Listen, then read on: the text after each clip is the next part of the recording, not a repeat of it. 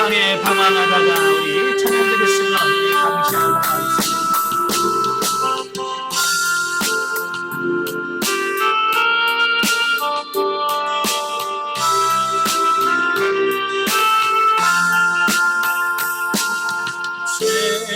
죄악된 세상을 방황하다가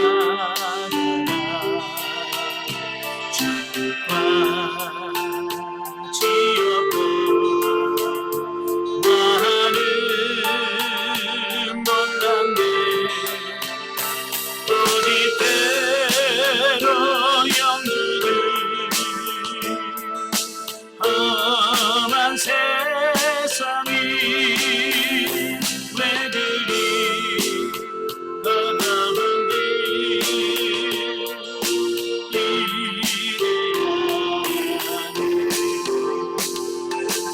불 속에라도 들어가서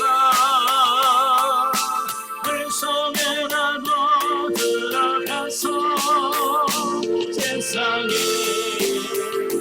멀리 전하니 주의 사랑이 올고나 언덕길 어르신 예수 지수하인 때문에 찾아오네. 거친 바다 험한 산 비가 맺혀도 십자가 내 가지고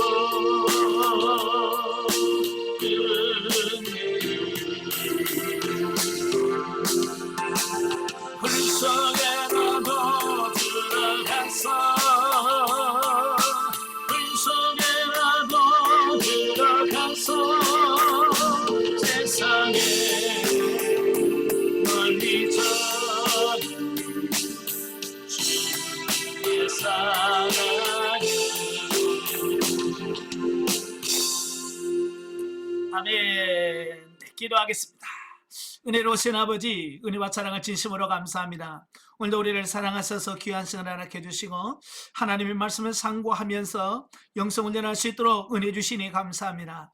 오늘도 느헤미야의 말씀을 같이 나누면서 정말로 그 말씀을 통해서 주어지시는 주님의 음성을 듣는 귀한 시간이 될 수 있도록 성령님 도와주시옵소서. 시종을 주님께 맡겨오며 예수님의 이름으로 감사하며 기도합나이다. 아멘. 예, 이 시간 우리 교재 83페이지입니다. 예, 교재 83페이지 오시면 느헤미야서 6장이 나오게 되어집니다. 자, 6장을 보면 계속되는 방해자들의 음모 및 성벽 재건 완공에 대한 말씀을 해요. 이미 앞장 4장에서는 외부적인 대적들이 통해서 방해를 하고, 자, 5장에서는 내부적인 문제가 발생하죠. 예, 부자가 가난한 이스라엘 사람들에게 이자를 받고 돈을 빌려주고, 이런 부분 속에서 여러 가지 어려움이 있어요. 자, 그런데 6장에 가면 그런 대적들의 겨우 이제 내부 문제 해결해 놨더니 대적들의 공격이 더 거세지는 이 부분을 보게 됩니다. 자, 1절부터 9절까지 오면 대적들의 음모와 모함, 온갖 조롱과 무력을 동원한 위협에도 불구하고 예루살렘 성벽 완공을 눈앞에 두게 되자 산발랏 일당은 드디어 느헤미야를 제거하기 위해서 암살 음모를 꾸몄다라는 겁니다. 예, 급하게 된 거예요. 처음에는 그렇게 협박을 하고 그러면 안 할 줄 알았거든요. 근데 아무리 핍박을 해도 느헤미야가 꼼짝도 안 하고 계속 성벽을 제거해 가는 겁니다. 예, 벌써 이제 중간을 넘어서 거의 완공 눈앞에 있어요. 그러니까 이제 다급한 건 누구냐면 대적자들이 더 조급해진 거예요. 그래서 느헤미야가 뭐라고 말하냐면, 예, 오노 평지에서 만나자. 예, 오노라고 하는 평지에서 만나자. 왜? 예, 느헤미야를 끌어내서 그를 죽이겠다는 거지. 예, 그래서 나오라고 하는 거죠. 그런데 그들의 사악한 음모를 미리 간파한 느헤미야로 인해서 계획이 수포로 돌아갑니다. 그러니까 이번에는 느헤미야가 바사 제국에 반역하여 스스로 유대의 왕이 되려고 한다는 헛소문을 퍼뜨림으로써 느헤미야를 모함하려고 시도를 합니다. 그래서 편지를 써서 보내는데 그 편지는 봉하지 않는 편지란 말이에요. 우리가 이제 편지를 쓰면 보통 이제 풀로 붙이잖아요. 그죠? 예, 풀로 붙여서 아무도 뜯어보지 못하도록 하는데, 이건 봉하지 않은 편지를 썼단 말이에요. 이건 무슨 말이에요?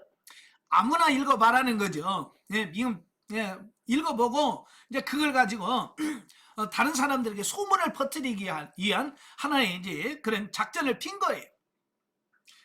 그 작전이 뭐냐? 이래 성을 쌓고 지가 유대의 왕이 되려고 한다라고 하는 헛소문을 막 퍼뜨리게 하려고 하는 겁니다. 자, 이런 걸 보면 이 대적들의 방해 강도가 점점 어때요? 세지잖아요. 그죠? 이 대적들의 한 방해가 점점 더 세지는 경향이 있어요. 가끔 보면 이제 훈련 상담하시다가 보면 그래요. 예. 이게 훈련이 더 세져요? 라고 질문하시는 분들이 종종 계셔요. 제가 뭐라고 그랬어요? 훈련이 점점 세지나요? 훈련이 약해지나요? 점점 세진다고 그랬죠? 예.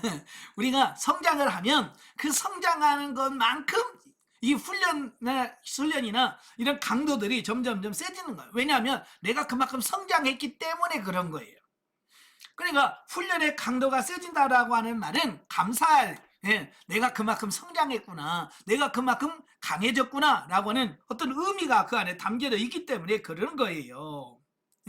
그래서 우리가 여러분도 고난이 강도가 세질수록 감사하셔야 돼요. 아멘. 정말 감사합니다. 하나님이 나를 이렇게 인정해 주시는군요 라고 해야 되는데 그걸 모르니까 고난이만 세진다고, 왜 더 힘드냐고 이제 거기에만 매여버리면 하나님의 은혜에 감사하지 못하는 어떤 그런 부분이 되어지는 거죠. 자, 이처럼 대적은 이스라엘의 구심점이었던 느헤미야를 제거하기 위해서 온갖 사악한 괴계를 실행에 옮긴 것이다 라고 하는 겁니다. 자, 그러면 왜 그들이 그렇게 느헤미야를 처리하려고 그렇게 노력을 하는가라는 겁니다. 여러분, 어떤 사건이나 뭘 할 때 이 지도자가 굉장히 중요해요. 이 지도자가 무너지면 다 무너지는 겁니다. 특별히 전쟁 같은 상황에서는, 전쟁 시 같은 경우는 이 지도자, 왕이 죽느냐 사느냐, 이게 전쟁의 승패와 관련이 있는 겁니다. 그래서 전쟁을 할 때에 적들이 뭐라고 하냐면 그 왕을 죽여라, 대장을 죽여라. 왜 대장을 죽이면 끝이거든요. 자, 그래서 지금도 마찬가지예요. 이 사단들은 누구를 치려고 하냐면 교회의 지도자들을 치는 겁니다. 왜냐하면 교회 지도자가 무너지면 그 교회는 무너지는 겁니다. 자, 그래서 제가 누차 여러분 강의하면서 말씀드렸지만 우리 성도들은 교회의 지도자들을 위해서 기도하셔야 돼요. 왜냐하면 여러분의 목회자들은요 정말 보이지 않는 여러 영적인 이런 싸움이, 전투가 계속 벌어지고 있어요. 그 싸움에서 늘 긴장해 있거든요. 그래서 그 지도자들 위해서 늘 기도를 해 주셔야 그 지도자가 바르게 서 있어야 여러분도 바로 서는 거예요. 아시겠죠? 지도자에서 꼭 기도하세요. 자, 그러나 하나님의 선한 손이 도와줄 줄로 굳게 믿은 느헤미야는 의연한 태도로 산발랏 일당의 모함을 대처하며 오직 하나님께 기도함으로써 어려움을 극복하는 모습을 본문 가운데서 보여주고 있다라고 하는 거예요. 그러니까 그 많은 어려움이 있는데 느헤미야는 거기에 신경 안 써요. 그래서 오직 기도하면서 그걸 다 이겨가더라 그 말이에요. 자, 여기서 중요한 것은 뭐냐면 느헤미야가 그렇게 그런 고난을 극복하고 이기고 나갈 수 있었던 힘이 어디서 나오느냐? 기도에서 나오는 기도. 아멘. 그래서 이 고난 중에 기도만이 승리할 수 있는 지름길이에요. 그러니까 여러분이 힘들수록 어떻게 해야 돼요? 기도 더 하셔야 되겠죠. 그죠? 근데 보통 사람들은 힘들면 제일 먼저 안 하는 게 뭐냐면 기도부터 안 해요. 여러분도 그러죠? 시험 들면 뭐부터 안 해요? 기도부터 안 해요. 시험 들면 기도부터 안 해. 그러니까 기도를 해야 이걸 이길 수 있는데 기도를 안 하니까 이길 힘이 없는 거야. 그래서 결국은 내가 실패하고 지는 거거든요. 그래서 여러분, 예? 어떤 상황에서도 기도 쉬는 죄를 범치 말아야 돼요. 아시겠죠? 예, 그래서 성경은 기도를 멈추지 마라, 기도를 쉬지 마라라고 이야기하고 있는 거예요. 왜? 기도를 쉬면 내가 진단 말이에요. 그래서 승리의 삶을 살려면 기도해야 된다, 그 말씀을 하고 있습니다. 자, 그 다음에 10절부터 14절까지 보면 스마야의 거짓 예언. 자, 느헤미야를 암살하는 계획 1절부터 4절 실패했어요. 또 그를 반역자로 모함해서 예루살렘 성벽의 공사를 중단시키려고 편지를 써보냈지만 그것도 실패했어요. 이 모든 게 뜻대로 되지 않아요. 그러니까 대적자인 이 산발랏 일당은 아주 기상천외한 술책을 꾸며내기에 이릅니다. 그게 뭐냐면 느헤미야의 측근으로서 추측되는 제사장 스마야를 돈을 주고 매수를 합니다. 매수해서 느헤미야에게 거짓 예언을 하도록 만듭니다. 그 내용이 뭐냐면 오늘 밤에 산발랏 일당이 느헤미야 당신을 죽이려고 보낼 건데, 그러니까 오늘 밤에 나하고 같이 성소 안에 들어가서 피난하자는 거예요. 예, 오늘 적들이 밤에 와서 우리를 죽이려고 할 텐데, 당신을 죽이려고 할 텐데 성소 안에 들어가서 피하자는 거예요. 여러분, 성소 안에는 누구만 들어갈 수 있어요?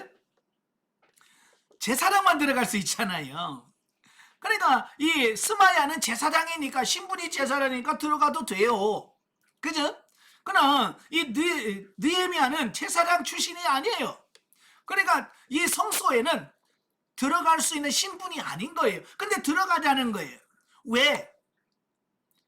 거기에 음모가 있는 거예요. 그게 뭐냐면 아마 그의 일한 술책은 목숨을 구하기 위하여 도피하는 느헤미야의 비겁한 모습을 백성들에게 보여줌으로써 그의 이신을 떨어뜨림과 아울러, 예, 만약에 그에 속아서 들어갔으면 이제 그들이 소문을 낼 거예요. 아, 저 죽기 싫어가지고 지 하나 살겠다라고 성전에 숨었다, 비겁하다, 이것을 백성들에게 막 세가지고 그 망신을 주려고 하는 어떤 그런 부분이고요. 또 하나는 뭐냐, 이 성소는 제사장만 들어갈 수 있다고 그랬잖아요. 그죠?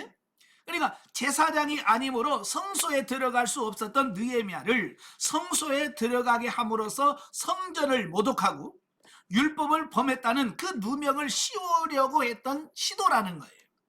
참 어찌 보면 기가 막힌 거죠. 예? 참 그들도 고단수예요. 예, 그러니까 이 사단도 그냥 우리가 무시할 정도는 아니에요. 굉장히 대단한 것은 사실입니다. 그래서 우리가 정신을 바짝 차리지 않으면 우리가 넘어질 수 있어요. 그런데 스마야의 예언을 듣자마자 느헤미야는 그것이 뇌물에 매수당한 거짓 예언이라는 사실을 간파함으로써 이러한 시도 역시 실패로 끝나고 만다는 거예요. 자, 여기서 중요한 게 뭐냐면 그 느헤미야가 어떻게 알았을까? 이게 가짜라는 걸 어떻게 알았을까라는 거예요. 예, 그게 바로 영분별의 은사를 통해서 깨달아지는 거거든요. 예? 예, 그 영분별의 은사가 없으면, 분별력이 없으면 너무 쉽게 넘어갈 수 있는 부분이 바로 이런 부분들이거든요. 하나님이 말씀하셨다, 네, 하나님이 이렇게 하셨다, 네, 천사를 보내서 이렇게 말씀하셨다, 그러면 여러분 대부분 다 속을 거예요. 그죠? 예, 그러나 바로 그 예언의 말씀이 성경의 말씀과 배치된단 말이에요. 그죠? 성경 말씀과 일치가 안 돼요. 예, 성경에는 제사장만 들어갈 수 있다고 했거든요. 그죠? 그러니까 말씀을 느헤미야가 몰랐으면 속을 수도 있지만 하나님의 말씀을 알고 있기 때문에 그는 속지 않는다, 그 말이에요. 아시겠죠? 그러니까 여러분도 이 성경을 많이 읽어야 되는 이유가, 성경을 많이 읽고 성경을 제대로 알아야 이런 말씀을 가지고 여러분을 시험할 때에 여러분들이 그 말씀을 통해서 분별해서 넘어지지 않을 수 있다라는 얘기예요. 아시겠죠? 그래서 성경을 제대로 알아야 돼요. 그래야 분별력이 생기는 겁니다. 그러니까 본문에는 스마야의 그럴듯한 예언에도 불구하고 느헤미야가 단번에 모든 사실을 간파할 수 있었던 것은 평소의 기도로 하나님과 친밀한 교제를 나누고 있었기 때문에 가능했다라는 사실이에요.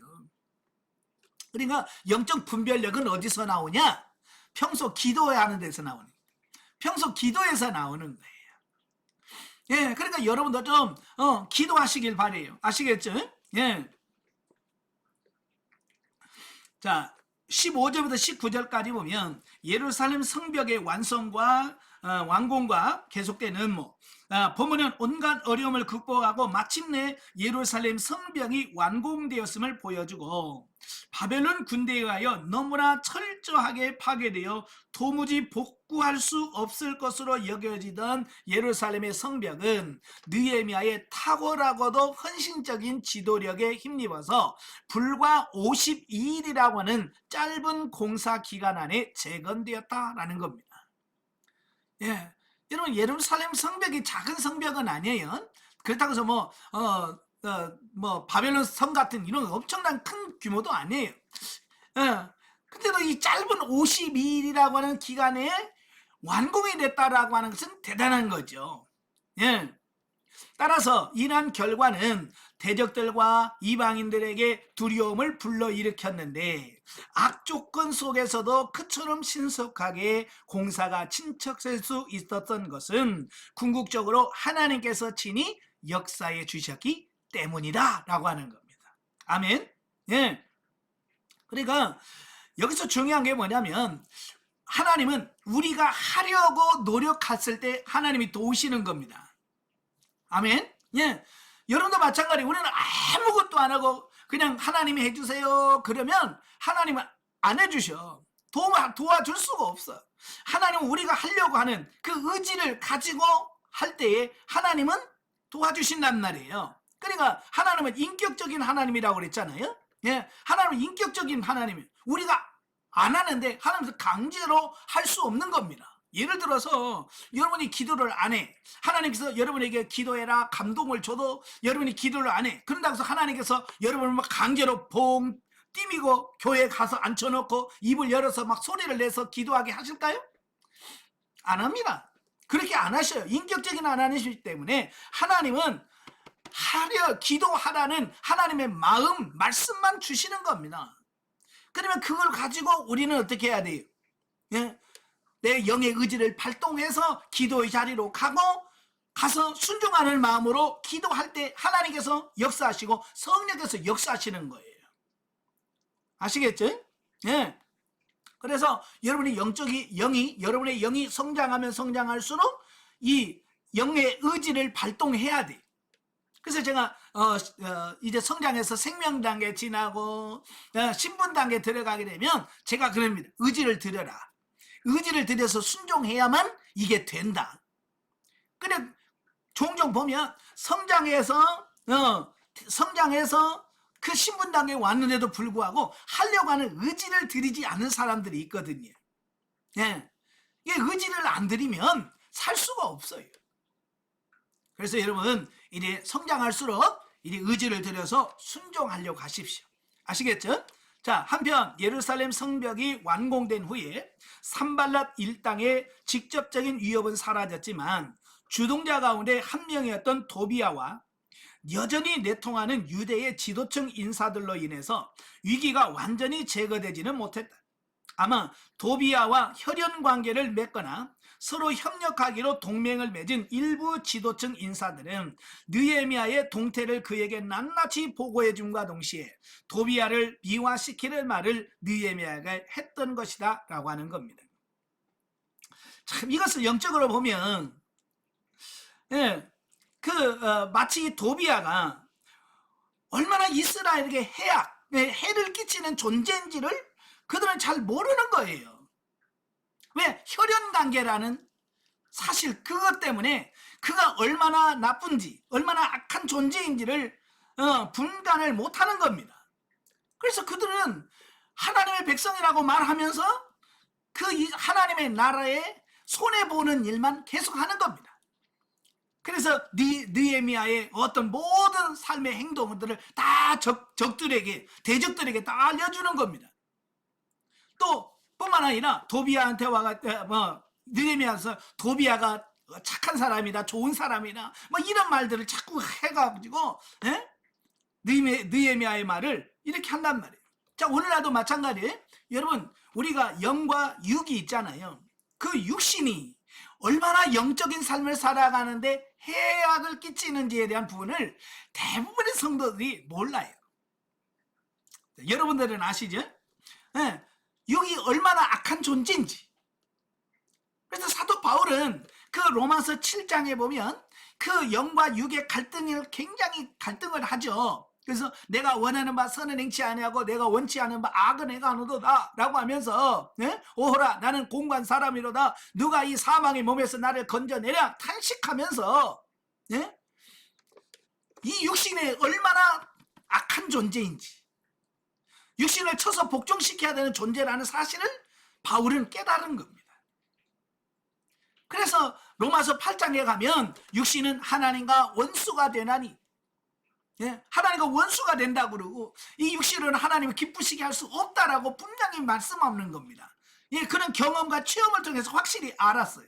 육신이 얼마나 악한 존재인지. 그래서 바울은 그 육신과 싸워서 이기려고 노력을 했어요. 근데 오늘날 많은 신앙인들 중에 보면 그걸 몰라요.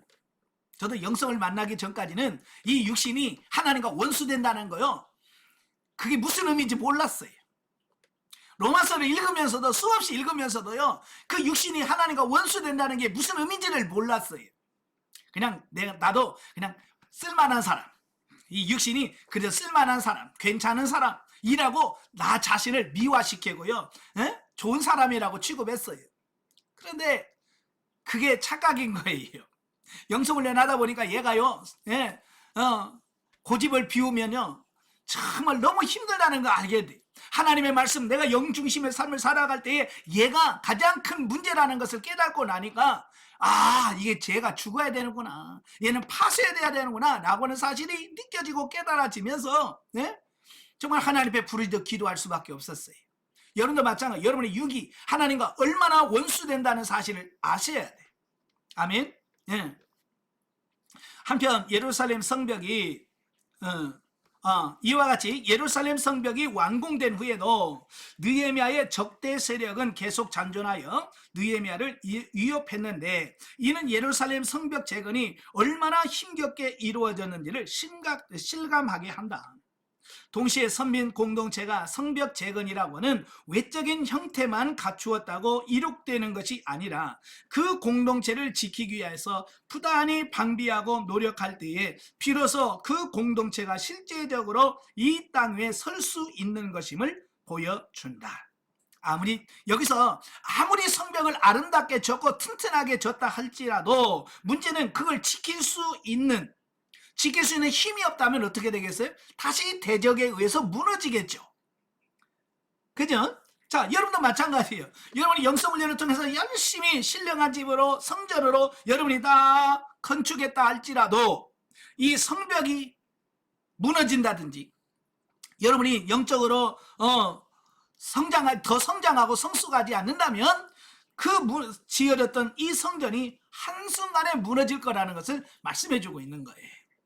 그래서 여러분이 정신 차리셔야 돼. 아시겠죠? 가끔 보면 예전에 10년 전, 20년 전에 영성훈련 받았던 분들, 가끔 상담 옵니다. 전화가 와요. 전화 와서 뭐라고 한 줄 알아요? 옛날로 다 돌아갔다는 거예요. 옛날 영성 받기 이전으로 돌아갔다는 겁니다. 그건 뭐예요? 무너졌다는 얘기 아니에요. 내가 지킬 힘이 없고 지킬 능력이 없으면 그렇게 무너집니다. 여러분 다 무너질 수 있어요. 그러니까 정신을 바짝 차리셔야 돼. 아멘. 자, 영적이 뭐죠? 산발랏을 비롯한 대적들은 느헤미야를 제거할 계략을 진행하고 여러 가지 모함으로 그를 함정에 빠뜨리고자 하였다. 또한 스마야라는 거짓 선자를 동원해서 거짓된 예언을 주어서 느헤미야의 신변에 해를 끼치려고까지 하였다. 오늘날에도 진리를 분별하지 못하고 욕망을 따라 사는 연약한 신자들을 부추기는 예언자들이 있다. 그들 자신도 진리를 바르게 분별하지 못하는 부분이 있기 때문에 신자를 잘못 인도하는 것이다.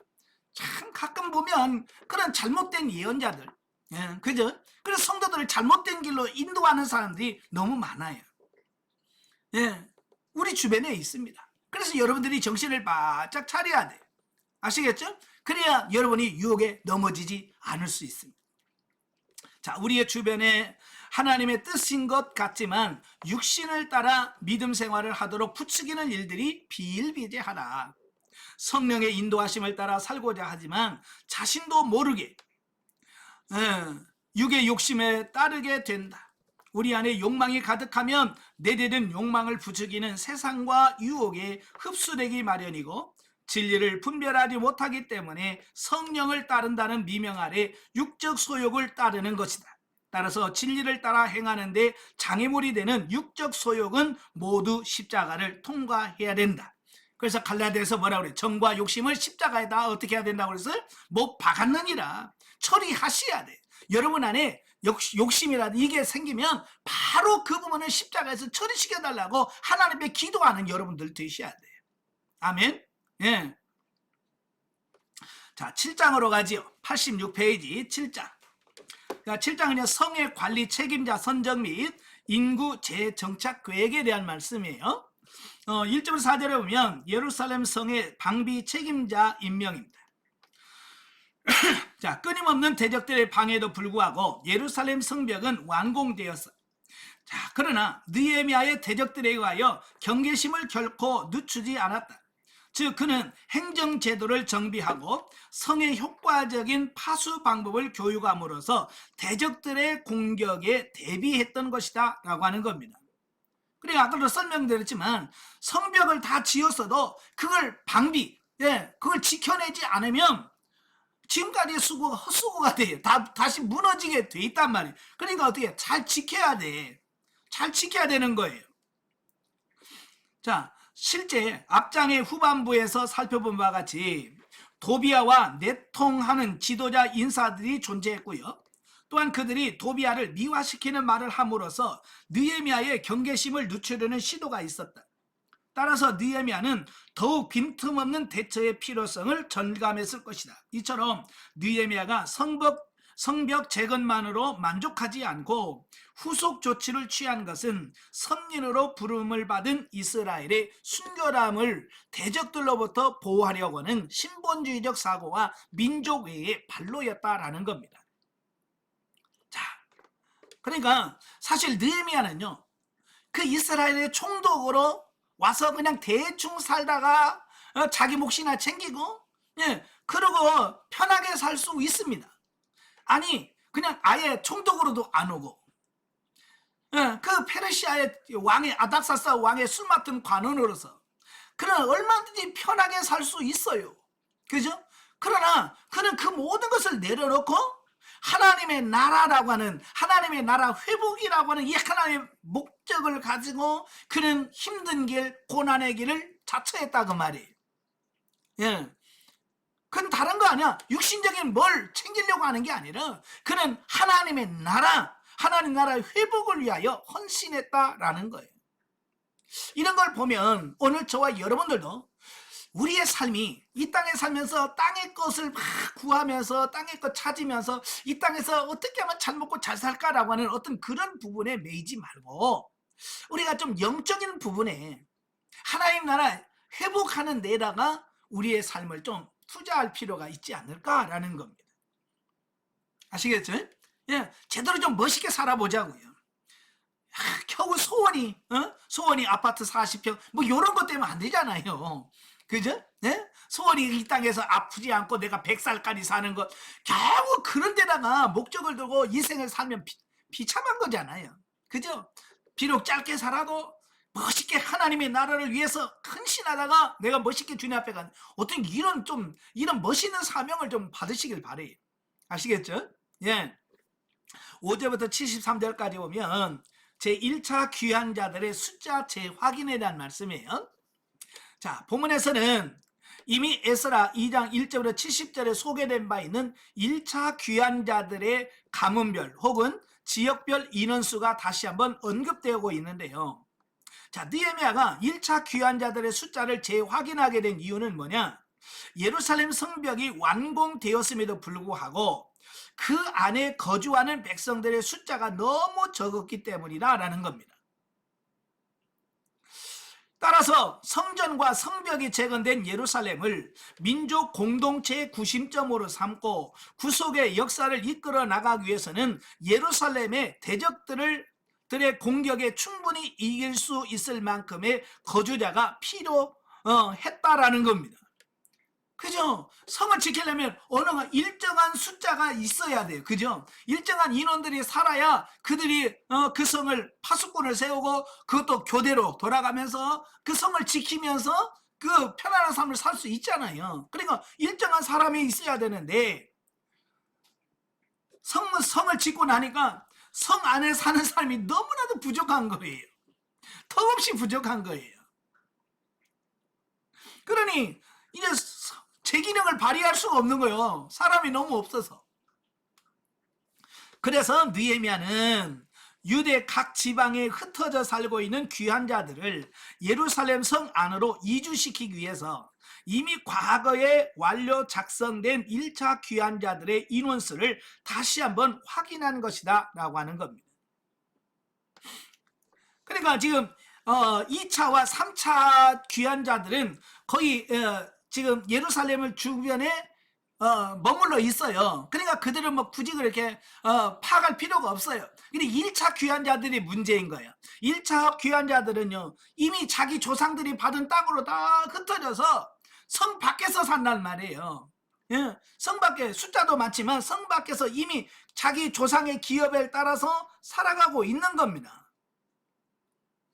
자, 그러면 왜 그들이 수도인 예루살렘에 가지 않고 왜 자기 시골로 갔을까라고 하는 겁니다. 여러 가지 의미가 있겠지만 사실은요 예루살렘은 사람 살만한 곳이 아니에요. 사람 살만한 곳이 아니에요. 먹고 사는 게 어려운 곳이 예루살렘이에요. 그러니까 종종 그래, 아니 왜 이런 곳에다 수도를 정했을까라고 하는 거예요. 이 예루살렘은 약 720m, 해발 720m 정도에 되는 아주 높은 고지대예요. 그 다음에 산 위에 있는 마을이거든요. 그러다 보니까 물이 첫째 물이 귀하죠. 또 농사 지을 땅이 없어요. 그러니까 예루살렘에 산다는 것은 먹고 사는 문제가 아주 먹고 사는 것에서 제일 큰 문제가 걸려는 거예요. 여러분 사람이 제일 중요한 게 뭐예요? 먹고 사는 거. 그죠? 먹고 살 게 있어야죠. 근데 예루살렘 주변에 먹고 사는 게 없어요. 그러니까 1차 귀환자들이 전부 다 뭐요? 흩어져서 예루살렘 밖으로 가버린 거예요. 자, 한편 2차, 3차 귀환자들에 대해서도 별도로 조사할 필요가 없었는데 이는 1차 귀환자들에 비해서 숫자가 그리 많지 않았고 이미 대부분이 예루살렘 주변에 거주하고 있었으며 또한 2차, 3차 귀환의 시기가 비교적 근래이기 때문에 그들에 관한 파악은 이미 확보되어 있었던 탓으로 생각된다. 자, 영적에 보겠습니다. 자, 예루살렘 성벽 재건 후에 느헤미야는 각 부서의 특성에 맞게끔 적합한 인물들을 중용하여 성을 감독하고 방비하게 했다. 완성된 예루살렘 성과 같이 우리들의 영혼 몸이 신령한 성전으로 건축이 되면 우리가 겪게 되는 여러 가지 일들을 다스리고 대처할 수 있는 통찰력을 갖추게 된다라고 하는 겁니다. 자, 우리 사람들도 어렸을 때는 어떤 사리 분별이라든지 상황 파악이라든지 이런 하는 능력들이 많이 줄지요. 그죠? 그러나 이제 성장을 하게 되면 성장하면서 점차적으로 이런 능력들이 어떻게 향상된단 말이에요. 향상돼요. 그러니까 영적인 부분도 마찬가지입니다. 영적인 부분도 영이 성장해가고 자라면서 판단력, 분별력, 어떤 이런 부분들이 늘어가게 돼 있다라고 하는 겁니다. 그래서 영적인 여러 가지 상황에 대처할 수 있는 통찰력이 생기게 된다 그 말이에요. 그래서 사도 바울은 끊임없이 우리들에게 뭐라고 말씀하냐면 자라라, 성장해라 라고 말씀하는 거예요. 자, 넘겨서 88페이지 보시면 느헤미야가 성벽 재건의 역사를 마무리하고 충성스러운 자들을 합당한 자리에 배치하는 것은 오늘날 우리가 아무리 괴로운 일에 직면하더라도 스스로의 영적인 안목으로 자기를 다스리고 지킬 수 있는 연달된 신자로 세워져야 할 것을 영적 의미로 보여주고 있다라고 하는 겁니다. 이 말이 무슨 말이냐면, 그러니까 성장했다, 나는 영적으로 성장했어요 라고 성장했다라고 말을 하면서도 성장된 모습이 나오지 않는 거. 예. 이러면 성장된 삶의 모습이 나오지 않으면 의미가 없다라는 이야기예요. 아시겠죠? 그래서 여러분이 내가 정말 영적으로 성장했으면 삶의 현장에서 정말 성장한 삶의 모습이 나와야 돼. 예.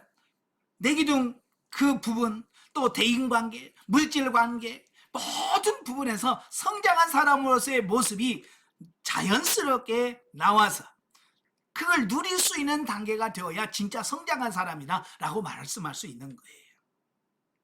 가끔 보면 나 성장했어요, 나 수료했어요 라고 말하면서 삶에서 그런 게 안 나오는 분들이 종종 있거든요.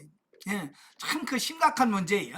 여러분들도 성장했다라고 하는 거기에만 초점 맞추지 말고 이래 성장한 사람다운 삶이 나오는가, 여기 삶에다가 초점을 맞춰야 된다라는 거예요.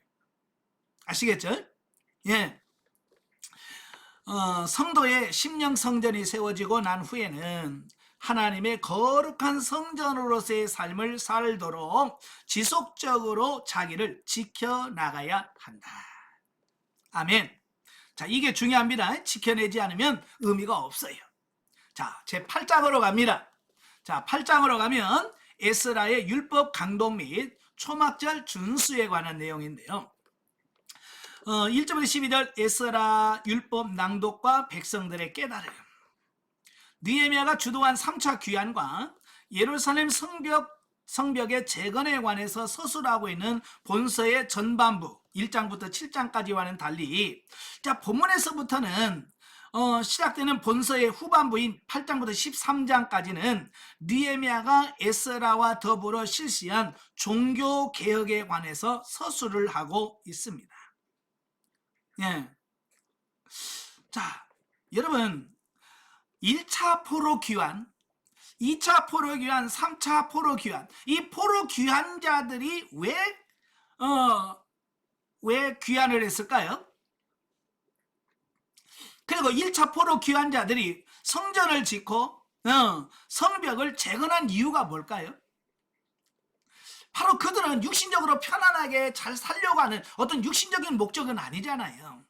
그죠? 편안하게 잘 살려고 했으면 차라리 그 바벨론으로 포로로 끌려간 그 나라에서 안 돌아오는 게 제일 편해요. 그죠? 그냥 거기서 70년 살았듯이 이제 터잡고 그냥 거기서 그냥 살면 돼. 그게 편한 거예요. 근데 왜 그들은 돌아왔을까요? 예, 바로 그들이 돌아온 이유는 뭐예요? 예, 하나님의 나라를 건설하고 하나님과 온전한 영적 관계를 회복하려고 하는 그 열망, 영적 열망 때문에 온 거잖아요. 그죠? 예, 바로 그 부분 때문에 온 거예요.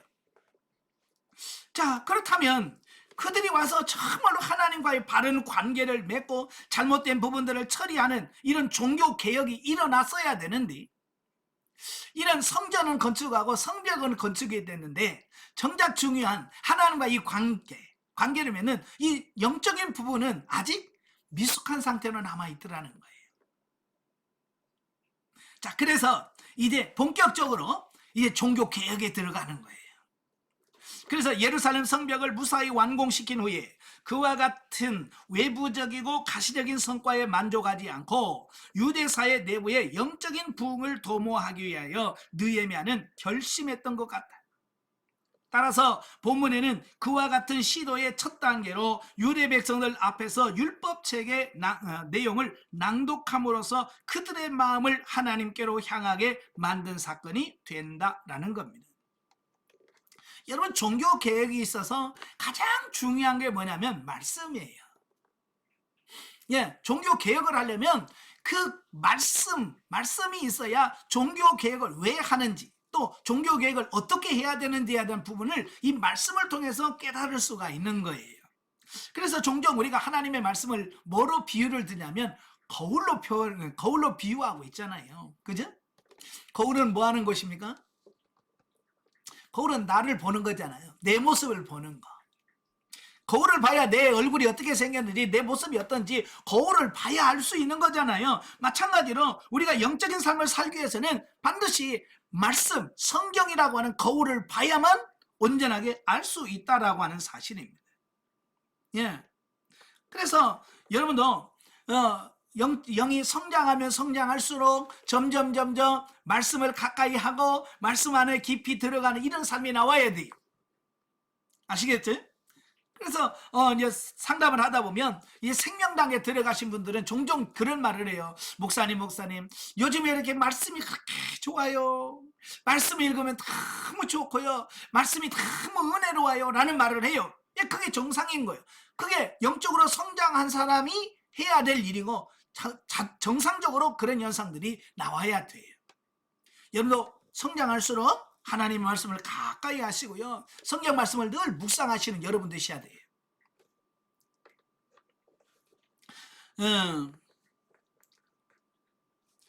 한편 에스라가 10장에 등장한 후로 본서에는 그의 이름이 1절 언급되지 않던 에스라가 갑자기 본문에 등장하여서 느헤미야와 함께 종교 개혁을 주도하기 시작합니다. 예, 그러니까 에스라 10장 딱 끝나고 나서 느헤미야서에서 에스라가 안 보여요. 에스라 등장이 없어요. 근데 갑자기 여기서 8장에서 에스라가 갑자기 등장을 해요. 자, 이러한 열심히 있는 에스라가 예루살렘 성벽 재건이라고 하는 그 중대사에 전혀 관여하지 않는 사실은 얼른 납득하기가 어렵다는 겁니다. 예. 그 성벽 재건은 엄청나게 중요한 사건인데 에스라가 전혀 관여했다는 어떤 이런 모습이 안 나와요.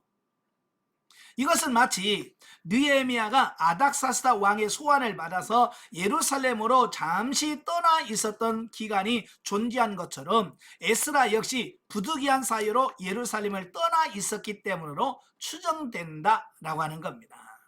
그러니까 무슨 연인지를 알 수가 없어요. 예. 그냥 예루살렘을 떠난 연인을 나와 있지는 않지만 아마도 에스라가 유대의 총독으로 왔다가 이래 느헤미야가 새로운 총독으로 부임을 받았잖아요.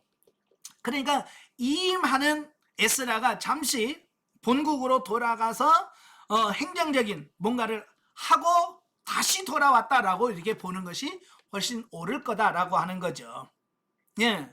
그래서 에스라가 부득이 예루살렘을 떠나 있었다가 완공된 이 시점에 다시 돌아왔다라고 하는 거예요. 자, 아무튼 예루살렘이 성벽이 완공된 후에 첫 번째로 맞이하는 7월 1일의 나팔절을 지키기 위해서 유대 백성들이 한 자리에 모이자 그 다시 돌아온 에스라는 율법책을 가지고 그 백성들 앞에 그걸 낭독을 하고 그 율법책의 의미가 뭔지를 그들에게 해석해 주었습니다. 바로 이 사건은 유대 백성들 사이에 커다란 회개 운동을 불러일으켰다. 그리하여 느헤미야와 에스라가 통회하는 백성들을 진정시켜서 도리어 위로해야 할 지경에 이르렀다라고 하는 겁니다. 예, 사람들은요 진짜 하나님의 말씀이 들어가면 이런 통회 역사가 일어납니다. 회개 역사가 일어납니다. 예, 참 얼마나 강력한 회개 역사가 일어났는지 지도자들이 가서 제발 울지 마라, 오늘은 기쁜 날이다, 울지 마라. 여러분 지도자가 울지 말라고 말릴 정도로 회개의 역사가 일어나요. 좀 이런 역사가 있으면 얼마나 좋겠습니까? 그죠? 여러분들이 하도 기도를 많이 해가지고 여러분 담임 목사님이 아이고 기도 좀 적당히 좀 해 라고 할 정도로 해야 돼요. 근데 지금 여러분 담임 목사님 여러분의 기도 적당히 해 라고 할 만큼 많이 하십니까? 그렇지 못하잖아요. 그냥 목사님들이 제발 좀 기도 좀 하시죠. 기도 좀 해요. 권사님들 좀 기도 좀 해. 그래도 기도 안 해. 참말로. 이제는 좀 기도하는 여러분 되시길 바라요. 좀 지도자가 말릴 정도로. 아멘. 예.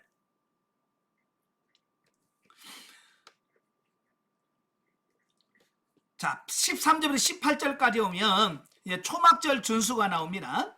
자, 앞달락에서 에스라가 낭독하는 그 율법책의 내용을 듣고 커다란 회개 운동을 일으킨 바 있는 유대 백성들이 그 나팔절 행사가 끝나자 다시 에스라를 찾아와서 율법의 말씀을 좀 더 자세하게 알고 싶어 했습니다. 좀 말씀 좀 알려달라는 겁니다. 말씀을 들려달라고 하는 거예요. 자, 이런 적극적인 자세가 필요하지요. 그죠? 예? 여러분 담임 목사님 찾아가서 말씀 좀 길게 해주세요라고 말씀하시는 분 계신가요? 요즘에는 설교가 5분만 늦으면 벌써 성도들은 엉덩이가 들썩들썩합니다. 예. 근데 이들은 찾아가서 우리 하나님 말씀 좀 제발 좀 들려달라고, 예, 설교 좀 해달라고 하는 겁니다. 왜냐하면 이미 한번 맛을 봤거든요. 그죠? 예, 그들은 나팔절에 하나님의 말씀이 어떤 건지 맛을 봤으니까 더 들려달라는 거예요. 그 결과 그들은 7월에 준수해야 하는 초막절의 규례를 율법책에서 발견하게 되었고, 마침내 여호수아 시대 이후로 가장 완벽한 초막절을 준수할 수 있었다라는 겁니다. 자, 한편 본문의 유대 백성들이 초막절을 준수한 것에 대하여 특별히 언급되고 있는 것은 그 초막절의 역사적 의미와 관련이 있다. 즉, 초막절은 애굽의 노예 생활에서 풀려난 이스라엘 백성들의 광야 40년 생활을 기념하기 위하여 지킨 절기였다.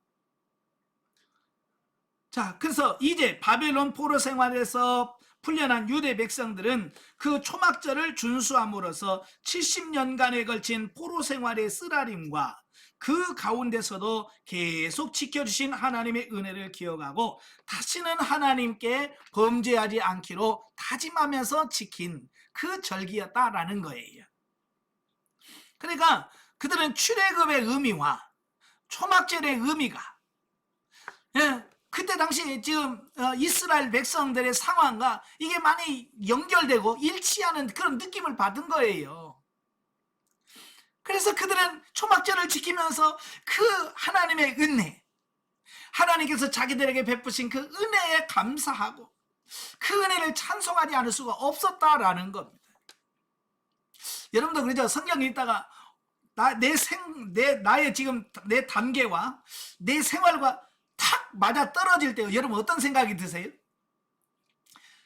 이건 내게 주신 하나님 말씀이야 라고 탁 느껴졌을 때 그 감동, 그 감격, 이루 말할 수 없잖아요. 그죠? 마찬가지로 지금 이스라엘 백성은 그걸 느낀 거예요. 그래서 그들은 막 감격하면서 초막절을 지키게 됐다라는 겁니다. 자, 영적이에 보죠. 자, 이스라엘 백성들이 그 재건한 성벽과 같은 하나님 나라 안에서의 진정한 안식이 있다. 신약시대를 살아가는 우리가 이러한 신령한 복을 누리기 위한 선결 조건은 진리의 말씀을 재료로 각자가 신령한 집으로 지어지는 것이다. 예. 그러니까 이스라엘 백성들이 성전을 짓고 성벽을 완성함으로 말미암아 그들이 신령한 복을 받아 누리며 살았잖아요. 바로 우리도 그처럼 되려면 저와 여러분들이 먼저 신령한 집이 건축이 되어지고, 여러분이 영적 성벽, 성곽 이게 완성이 되어야만 그 삶을 누릴 수 있게 되어진다 그 말이에요. 이어서 우리의 언행심사가 영 중심으로 변화되면서 삶 속에서 실제적이고 구체적으로 하나님과 동행하는 삶, 곧 하나님 나라를 누릴 수 있어야 하는 것이다 라고 하는 겁니다. 바로 이 부분이 바로 영적으로 성벽 재건하는 것이다 라고 볼 수 있습니다. 그러니까 우리가 성전을 짓는 것으로만 끝나면 안 된다고 말씀을 드렸어요. 제가 서론에서. 기억나세요? 예, 우리가 신령한 집으로 건축이 되고 이제 끝났다, 끝났다라고 생각하니 아니에요. 이 성벽이 완성이 안 되면 그 성전은 늘 공격의 대상이 되는 거예요. 그래서 성전만 지어갖고는 안 되고 이제 성벽이 완공이 돼야 돼요. 그래야만 그 성벽이 나 자신을 또 영적으로 보호해주는 역할을 하게 된다 그랬어요. 예, 그래서 자신을 보호할 수 있는 성벽까지 완공돼야 된다. 예, 그래서 열심히 여러분 성벽까지 완공되어지는 여러분 되시길 바랍니다. 예, 자 9장으로 가죠. 자 9장은 이스라엘의 과거 역사 회고 및 백성들의 통해에 대한 말씀을 합니다. 1절부터 5절까지 보면 그 민족적 회개 운동이 일어나는데요. 자, 학사 에스라의 율법책 낭독을 시발점으로 하여 불붙기 시작한 종교 개혁은 앞장에 언급된 초막절 준수에 이어서 거국적인 회개 운동을 불러일으켰다라는 겁니다. 그리하여 유대 백성들은 다시 한자리에 모여서 금식하면서 철저하게 자기 죄는 물론 조상들의 죄까지 자복하면서 이방인들과 맺은 부정한 관계를 청산하게 이르렀다라는 겁니다. 자, 오늘날 우리가 이런 하나님과 영적인 관계가 회복되기 위해서는 반드시 거쳐야 될 부분이 있는데 그게 뭐냐면 바로 회개운동이에요. 회개운동. 여러분 기독교 역사상 보면 항상 기독교가 부흥하는 시기가 있어요. 기독교가 부흥하는 시기에는 반드시 그 전에 뭐가 있었냐면 회개운동이 있었어요. 그 회개운동이 있고 나서 바로 그 회개운동 뒤에 부흥의 운동이 일어나는 겁니다.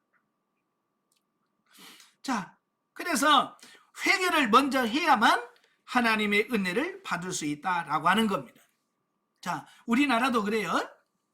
자, 우리나라도 기독교가 이렇게 세계가 놀랄 만큼 큰 부흥의 역사가 일어날 수 있었던 원동력이 어디서부터 출발하냐면 1903년 원산 네, 부흥운동, 그 다음에 4년 후에 1907년 평양 대부흥운동, 이 두 사건이 우리 대한민국, 대한민국에 기독교라고 하는 것이 들어와서 폭발적으로 확산되는 계기를 마련한 게 이 두 번의 부흥운동 사건입니다. 근데요, 이 부흥운동은 뭘로 시작했냐면 회개운동으로 시작된 거예요. 특별히 원산에서 부흥운동이 일어났는데요. 이 원산의 부흥운동의 그 출발점이 어디서부터 비롯됐냐면 그 선교사님들이 와서 아무리 선교를 하고 전도를 하고 뭘 하는데도 부흥이 안 되는 거예요. 전도도 안 되고 그러는 겁니다. 그래서 이 선교사님들이 모여가지고 먼저 회개하기 시작했습니다. 하나님이 자기들을 선교사로 불러서 훈련시켜서 그 나라로 보내주셨는데 이 대한민국에 가서 이렇게 능력 있게 하나님 말씀을 전하지 못하고 사는 자기들의 모습을 회개하면서 하나님께 회개하기 시작을 했어요. 선교사님들이. 그래서 그들이 회개하다 보니까 성령의 역사가 임한 거예요. 그래서 거기서부터 불이 붙기 시작한 겁니다. 네. 거기서부터 불이 붙기 시작했어요. 그래서 그 불이 조금씩 확산되어지다가 1907년에는 평양 장대현 교회에서 대부흥의 역사가 일어났습니다. 그들도 은혜를 사모해서 큰 부흥회를 계획을 했습니다. 그들은 큰 기대를 가지고요 부흥회를 했는데요, 아무 역사가 안 나타나는 거예요. 자기들도 은혜 받겠다고 부흥회를 시작해서 막 모여서 막 하는데 전혀 은혜가 안 되는 거예요. 은혜가 안 돼. 그때 그 상황을 뭐라고 표현했냐면 마치 하늘을 노수로 이렇게 해가지고 딱 덮어놓은 것처럼 완전히 하늘을 가려진 것 같은 그런 상황이었다는 거예요. 그러니까 답답한 거죠. 이거 뚫고 가야 되는데, 하나님 앞에 연결돼야 되는데, 이 소뚜껑 같은 걸로 딱 교회를 덮어놓은 것 같은 느낌이 있어서, 아무리 기도를 해도 이 기도가 그걸 뚫고 하늘로 가지 못하는 그 상황 속에서 정말 답답한. 그때 우리가 잘 아는 길선조 목사님이, 그때 길선조 목사님이 나와서 자기 죄를 자복하는 겁니다. 그 자복한 내용이 뭐예요? 자기 친구가 죽으면서 그 돈을 맡겨놓고 가는 겁니다. 자기 아내가 있는데 내가 죽어도 이 돈 가지고 그 아내 잘 도와줘서 그걸 잘 살도록 해달라고 하고 친구가 돈을 이 길선조 목사에게 맡겨놓고 죽었어요. 근데 이 길선조 목사님이 그걸 써버렸어요. 자기가. 바로 그걸 가지고 그 온 교인들이 앉은 그 자리에서 내가 이런 사람입니다. 그렇게 회개를 하기 시작을 했어요. 많은 사람이 자기 죄를 자복하고 회개하고 그걸 갚겠다라고 그렇게 회개하니까 여기저기서 그냥 막 나오는 겁니다. 나도요 죄인입니다. 그러면서 자기가 지은 죄를 나와서 막 자복을 하기 시작을 한 거예요. 막 이 사람 저 사람 막 나와서 막 자기들이 지은 죄를 막 거기서 고백을 하고 같이 울고 하면서 이때 회개의 역사가 막 일어나기 시작한 겁니다. 바로 그게 평양 대부운동의 시초가 된 거예요. 여러분, 회개가 그렇게 중요한 거예요. 오늘 느헤미야가 에스라와 함께 이스라엘 백성들의 그 종교 개혁을 일으킬 때에 그 종교 개혁을 가능하게 했던 것이 뭐냐? 회개운동, 회개. 오늘도 마찬가지예요. 우리가 하나님과 올바른 관계, 또 영적인 부흥, 이런 것들이 일어나려고 하면 가장 먼저 해야 될 게 회개를 통해서 하나님과 나 사이에 가로막힌 이런 부분들이 해결이 되어야만 온전한 은혜가 임할 수 있다는 걸 기억하시길 바래요. 자, 한편 본문은 유대 백성들이 매일 3시간씩 각자의 처소에서 율법책을 낭독하고 또 3시간씩 죄를 회개했다는 사실을 보여준. 야, 여러분 3시간 동안 하나님의 말씀을 들어요. 3시간 동안 하나님의 말씀을 듣고 또 3시간 동안 회개 기도를 합니다. 자, 여러분 하실 수 있겠습니까? 아마 3시간씩 하자 그러면 다 도망갈 거예요. 예, 힘들 겁니다. 그래도 저는 나중에 한번 이거 하려고 그래. 예, 부흥회하면서 느헤미야와 에스겔의 회개 운동 해가지고 3시간 말씀 듣고 3시간 기도하고 3시간 말씀 듣고 3시간 기도하고 이런 운동을 매일같이 좀 한번 하면서 한번 부흥회 운동을 한번 하려고 그래. 예. 그러면 하나님께서 역사하시겠죠. 결국 이것은 얼마나 그들이 하나님의 말씀 앞에 철저히 자신의 믿음과 생활 자세를 비추어 보았는가를 가르쳐주고 있습니다. 그러니까 참된 신앙이라고 하는 것은 말씀과 기도가 조화를 이루어야 돼요. 네, 말씀과 기도가 조화를 이루어야 돼요. 근데 대본에 보면 이게 조화가 안 돼 있습니다. 어떤 사람은 말씀만 읽고 말씀만 읽고 기도는 안 해. 또 어떤 사람은 기도만 하고 말씀은 안 읽어. 이러면 불균형한단 말이에요. 예. 그래서 여러분들이 영적으로 바르게 성장하려면 말씀과 기도가 조화를 이루어야 돼요. 그래서 저희는 부흥회를 하면 설교 70분 했으면 기도도 70분 해요. 설교 60분 했으면 기도도 60분 합니다. 이게 조화를 이루어야 돼요. 조화. 말씀과 기도가 조화를 이루어야 돼요.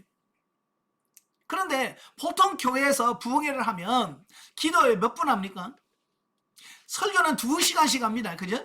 설교는 2시간씩 하고 설교는 기도는 5분 10분?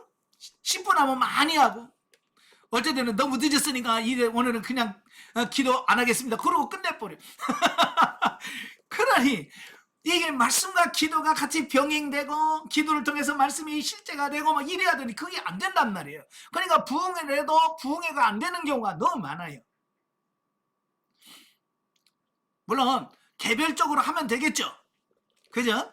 여러분의 교회에서 혹시 그렇게 부흥회한다면 여러분 말씀 듣고 남아서 여러분들은 또 기도해서 그 시간, 예? 1시간 설교 들었으면 1시간 기도하고, 예? 2시간 설교 들었으면 2시간 기도하고, 그래서 그 말씀이 여러분의 것이 되도록 여러분이 힘쓰셔야 돼. 그래야 역사가 나타나는 거예요. 한쪽으로 치우치지 말기를 바래요. 균형, 조화. 자, 6절부터 38절까지 오면 백성들의 회개 기도. 자, 본문에는 민족적 회개 운동 기간에 레인들의 인도하에 백성들이 하나님께 드린 기도의 내용이 소개되어지고 있어요. 그러니까 에스라를 보좌하며 백성들에게 율법을 가르치던 레인들은 이제 백성들을 인도하여 하나님께 회개와 헌신의 기도를 드리고 있었는데, 자, 이 부분은 크게 세 부분으로 나뉘어지는데요. 자, 첫째 부분이 6절부터 15절까지예요. 자, 여기서는 하나님의 능력과 구원의 은총을 찬양하는 내용으로서 천지 창조로부터 출애굽 때까지의 사건을 언급하고 있습니다. 즉, 하나님께서 이스라엘을 택하여 선민으로 삼아주심을 감사하는 내용이 다뤄지고 있습니다. 그러니까 그들은 회개운동하기 전에 먼저 뭐하냐? 하나님의 구원의 의미, 하나님께서 왜 우리를 구원해 주셨을까? 하나님께서 왜 나를 자녀 삼아 주셨을까? 라고 하는 그 의미와 함께 나를 구원해 주신 그 하나님의 은혜에 감사하는 찬양이 먼저였다라는 사실이에요. 자, 여러분, 하나님이 여러분을 구원해 주셨다는 걸 믿으시죠? 예. 그럼 얼마나 감사하세요? 정말 하나님이 나를 구원해 주신 부분에서 나는 얼마만큼 감사하다. 예. 정말 그 은혜에 감사해서 찬양을 하고 하나님께 얼마나 영광을 돌렸습니까? 예. 이제 여러분, 이제 찬양하면서 하나님께 영광 돌리는 여러분 되시길 바라요. 예, 감사하셔야 돼. 이런 감사가 있어야 돼. 그리고 두 번째로 16절부터 31절까지 보면, 예, 백성들이 반복된 범죄와 불순종에 대해 고백하는 내용으로 광야 생활에서부터 바벨론 포로 생활까지의 사건을 언급하고 있습니다. 즉, 이스라엘 역사 가운데 두드러지게 나타난 배교의 사건과 그럼에도 불구하고 계속적으로 베풀어 주신 하나님의 은혜를 다루고 있다라고 하는 겁니다. 그러니까 이런 회개를 할 때는 정확하게 뭐냐면 내가 뭘 잘못했는지를 정확하게 인식을 하고 그걸 하나님 앞에 고백하는 게 중요한 겁니다. 저는 앞에서도 이미 신명기에서 말씀을 드렸습니다만은 보통 사람들이요, 회개 기도하라면 두리뭉실합니다. 그죠? 여러분이 가장 많이 회개 기도할 때 가장 많이 하는 말이 뭐예요? 알고도 지은 죄, 모르고도 지은 죄 다 용서해 주시고. 우리는 그냥 두리뭉실해서 그냥 눈 묵히듯이 그냥 두리뭉실 뭉쳐가지고 하나님을 툭 던져요. 예. 그러면 안 돼요. 예, 그러면 안 되고 정말 그 하나하나 풀어서, 예, 그걸 낱낱이 고백하는 겁니다. 이스라엘 백성을 보세요. 광야 생활에서부터 바벨론 포로 생활까지 그들의 선조들이 지었던 범죄, 이걸 하나하나 아뢰면서 고백하잖아요. 그죠? 여러분도 마찬가지예요. 알고도 지은지 모르고 이제 그러지 말아요. 그거 안 돼요. 예. 하나씩 예, 하나씩 풀어서 하나님 앞에 낱낱이 하나씩 올려드리면서 그거에 대해서 통회하고, 회개할 건 통회하고, 하나님 앞에 풀 건 풀고, 갚아야 되는 건 갚고, 예? 사죄할 건 사죄하고, 그러면서 이게 하나씩 풀어가는 이런 작업들이 필요한 거예요. 아시겠죠? 예. 그 다음에 세 번째가 뭐냐? 32절부터 38절까지인데, 자, 여기서는 유대 백성이 처한 현실을 호소하면서 하나님의 도우심을 간구하는 내용으로 이제 자신들은 오직 하나님만 신실하게 섬길 것이라고 다시금 언약을 갱신하는 사실을 언급해 주고 있습니다. 그러니까 지금 그들은 자신들이 지금 처한 현실을 그대로 하나님께 아뢰면서 하나님의 도우심을 간구하는 겁니다. 예, 오늘 우리도 마찬가지예요. 내가 지금 이런 상황입니다. 내가 이렇게 살고 있습니다. 라고 내 현실을 그대로 하나님께 올려드리고 거기서 하나님의 도우심을 간구하는, 자, 이런 부분들을 보게 되죠. 자, 이렇게 모든 것을 바르게 인식하고 아는 게 중요한 거예요. 구원의 은혜 바로 알고 고백하는 게 중요하고, 자신의 죄를 바르게 알고 바르게 고백하는 게 중요하고, 자기 현실, 자기 지금 현 주소, 영적인 현 주소가 뭔지를 정확하게 이해하고 그걸 놓고 기도할 수 있는, 이런 영적으로 깨어있는 이런 부분들이 되어야 돼요. 그러니까 이런 걸 알아야 진짜 하나님의 은혜가 감사하구나 이게 느껴지는데, 이걸 못 느끼니까, 이 하나님의 은혜와 감사를 못 느끼니까 우리가 뭘 하냐면 원망하고 불평하게 되는 거예요. 왜냐하면 이 두리뭉실을 하고 하니까 자기가 죄가 없는 것처럼 느껴요. 그래서 하나님이 우리를 훈련하시려고, 우리를 세워가시려고 좀 고난을 주면 우리는 그걸, 하나님의 은혜를 잊어버리니까 그냥 왜 나에게 또 이런 문제 주셨습니까? 나에게 왜 또 이런 고난을 주셨어요? 라고 해서 하나님은 또 원망하고 불평해버린단 말이에요. 예, 은혜를 모르니까 그렇단 말이에요. 내 죄가 얼마나 큰지, 나 같은 죄인을 구원하신 주님의 사랑의 은혜가 얼마나 큰지를 모르니까. 이래 여러분 정확하게 알기를 바래요. 아시겠죠? 정확히 알고 정확히 깨달아서 순종해가는 여러분 되시기를 바랍니다. 예, 자, 결국 이러한 기도는 시편을 제외한 성경에서 가장 아름다운 찬양 기도문이라고 할 수 있는데, 하나님은 언약의 주체로 표현함과 아울러 언약의 신실하신 하나님의 변함없는 은혜와 그럼에도 불구하고 계속해서 불순종하는 이스라엘 백성들의 죄악을 극명하게 대조시키고 있다라고 하는 겁니다. 네. 이와 같은 기도의 내용은 다음 장에 언급되는 언약의 갱신에 모든 백성들이 자발적으로 참여하도록 만드는 결과를 가져왔다라고 하는 겁니다. 그러니까 하나님의 베푸신 은혜를 정확하게 알면 자발적으로 이렇게 하나님 기도하게 되고, 자발적으로 봉사하게 되고, 자발적으로 하나님을 찬양할 수 있게 되어지는 겁니다. 근데 이걸 모르니까, 하나님의 은혜를 바르게 인식하고 있지 못하니까 어떻게 해요? 기도하라고 그래도 기도 안 합니다. 예? 말씀을 보라고 해도 안 봅니다. 순종해라 그래도 순종을 안 해요. 봉사하라고 그래도 봉사를 안 합니다. 왜? 은혜를 모르니까. 내가 얼마나 하나님의 은혜를, 내가 얼마나 많은 은혜를 받았는지를 이해를 하면 우리는 기도하지 말라고 해도 기도합니다. 그죠? 말씀 보지 말라고 해도 말씀을 봐요. 왜? 하나님의 은혜를 아는데 어떻게 안 하겠어요? 그렇잖아요? 예, 하나님의 은혜를 아는데 어떻게 기도 안 하겠습니까? 그래서 여러분들이 먼저 하나님의 은혜를 먼저 깨닫기를 바래요. 아시겠죠?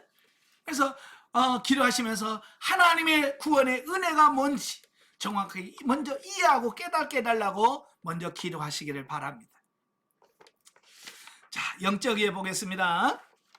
자, 이스라엘 백성들은 무너진 성벽을 재건하고 난 후 에스라가 낭독하는 하나님의 율법에 자신을 비추어 보면서 예루살렘 성과 성전이 이방인들에 의하여 유린당하고 그 민족의 영광이 쇠락할 수밖에 없었던 원인들이 자신들과 조상들의 죄의 원인이 있음을 알고 통회하면서 회개하고 하나님의 은혜를 구했다라고 하는 겁니다.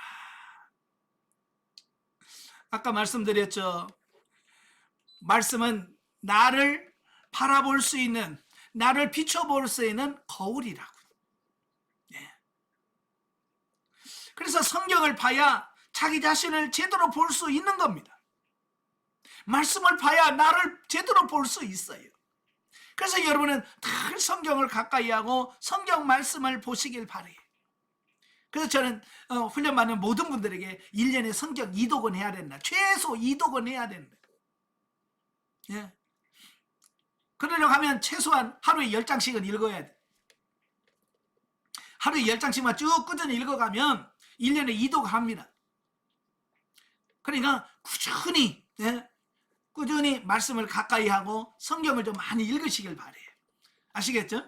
또 성경 읽으라면 또 핑계를 댑니다. 읽어도요 기억도 안 나고요. 읽어도 몰라요. 여러분, 알아서 성경 읽는 사람이 어디 있어요? 알면 성경 뭐하러 읽어요? 모르니까 읽는 거지. 그렇죠? 네. 다 기억 못하고 잊어버리잖아요. 그러니까 또 읽으라고. 다 기억하면 뭐하러 읽겠습니까? 그죠? 그렇잖아요? 성경 읽은 대로 다 기억 안 나면 뭐하러 계속 읽어요? 그냥 한 번만 읽으면 다 기억이 나는데, 잊어버리게 돼 있어요. 그게 정상인 거예요. 그러니까 잊어버려야 또 읽지. 그렇잖아요? 그러니까 우리는 몰라도 읽는 거예요. 잊어버려도 읽는 거예요. 어느 분이 그래요. 목사님, 읽고요 넘기면 다 잊어버려. 나도 똑같아요. 그랬어. 나도 그래요. 나도 읽고 넘어가면 앞장에 다 잊어버려요. 또 그거 읽고 넘어가면 또 잊어버리고. 근데 희한한 것은 성령께서 역사하시면 기억나게 하시고 깨닫게 하신다는 거예요. 그 성령께서 그 깨닫게 하시고 이거 은혜 주신 거 성령께서 하시는 일이에요. 내가 하는 건 뭐예요? 여러분들이 할 건 뭐냐? 그냥 읽어 놓는 거예요. 읽어 놓는 것은 여러분이 하고, 그걸 깨닫고 은혜를 베푸시는 건 성령의 역사예요. 왜 여러분이 성령의 역사까지 여러분이 다 하려고 그래? 성령의 역사는 성령께 맡기고 내가 할 일만 하면 돼. 여러분 할 일이 뭐예요? 그냥 읽어 놓는 거예요. 읽어 놓는 것은 여러분이 할 일이. 아시겠죠? 자, 1년에 몇 도? 2도. 약속합시다. 1년에 2독은 우리가 같이 한번 해보자고요. 그래서 저도 늘 이걸 실행을 하려고 노력을 하고 지금도 하고 있어요. 그러니까 여러분도 같이 하자고요. 자, 구원의 서정에 있어서 진정한 회심을 통해서 중생의 역사가 전제되었던 것처럼 이스라엘 백성들은 율법을 통해 자신들의 죄를 분명히 깨닫게 되어 통회하면서 새롭게 하나님의 은혜를 구했던 것이다. 자, 오늘날 우리들의 자세 역시 어떠한 위치에서든지 말씀에 비추어 자신을 돌아보고 회개하고 하나님의 은혜를 구할 때 날마다 새로운 은혜 가운데 들어가게 될 것이다. 아멘. 그래서 여러분도 말씀과 기도로 날마다 하나님 앞에 가까이 나가는 여러분 되시기를 주님으로 축원합니다. 기도하겠습니다. 은혜로우신 아버지 감사합니다. 오늘 말씀을 통해서 회개 운동이 일어났던 그 느헤미야와 에스라 시대에 그 회개 운동이 오늘날 우리에게도 이루어질 수 있도록 도와주옵소서. 우리 대한민국의 모든 교회 위에 함께하여 주셔서 우리 대한민국의 1907년에 평양의 대부흥의 운동의 역사가 일어났던 것처럼 다시 한번 이 한국 땅에도 부흥의 역사가 일어날 수 있도록 성령님 도와주시옵소서. 예수님의 이름으로 감사하며 기도합나이다. 아멘. 하나님께 감사드립니다.